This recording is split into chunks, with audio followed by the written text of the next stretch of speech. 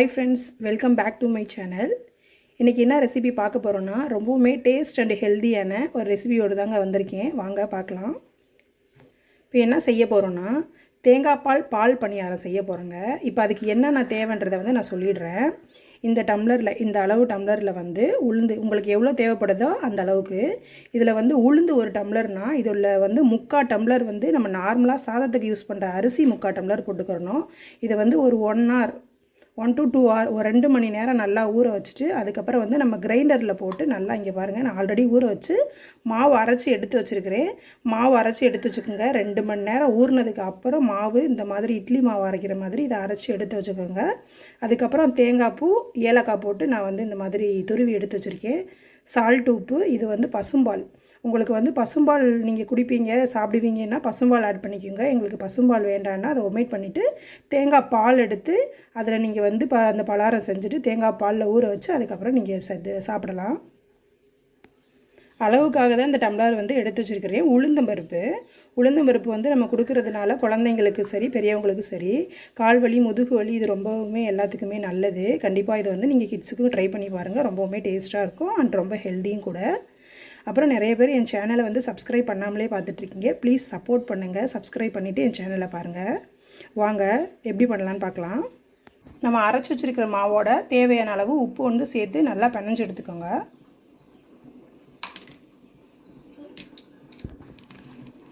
இங்கே பாருங்கள், மாவோட பதத்தை பார்த்துக்கோங்க.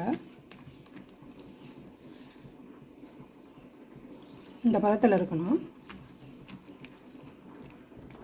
அடுப்பு பற்ற வச்சு ஒரு கடாய் வச்சு இப்போ நம்ம அதில் ஆயில் விட்டுக்கலாம்.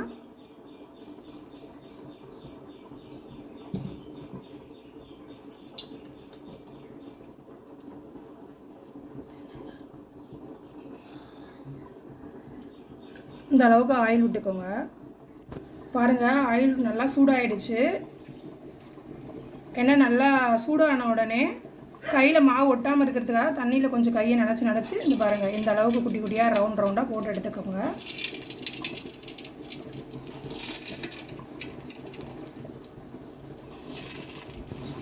இந்த மாதிரி நீங்கள் குட்டி குட்டி பால் ஷேப்பில் நீங்கள் போட்டுக்கோங்க.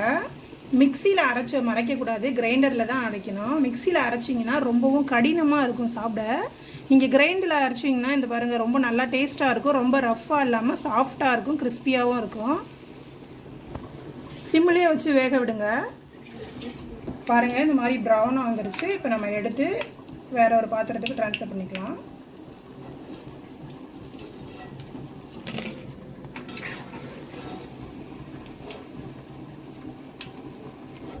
பாருங்கள் ஃப்ரெண்ட்ஸ், நமக்கு பால் பணியாரம் ரெடி ஆகிடுச்சு.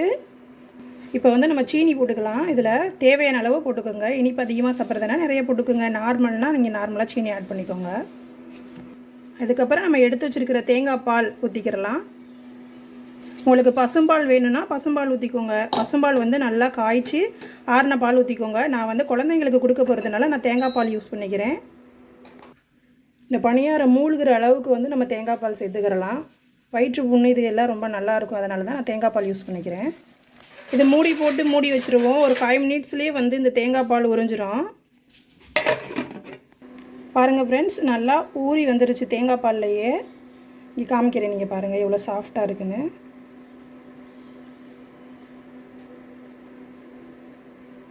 கண்டிப்பாக நீங்களும் இதை ட்ரை பண்ணி பாருங்கள். கிட்ஸுக்கு அதிகமாக செஞ்சு கொடுங்க. ரொம்பவுமே ஹெல்தி.